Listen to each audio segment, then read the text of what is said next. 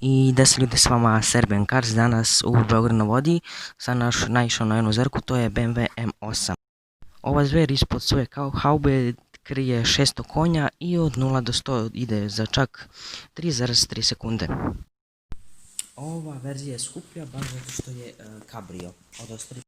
Na ovom autu po meni je jedina mana što ima platni krov, a ovaj auto ima pogona sa 4 točka, model je M850 i sviđa mi se kod njega ova mat brown boja, ima prave auspuhe i sa strane možete vidjeti izbočine, to su vam škrge, nije kao što su kod ostalih lažni auspusi, kod ovog su baš pravi.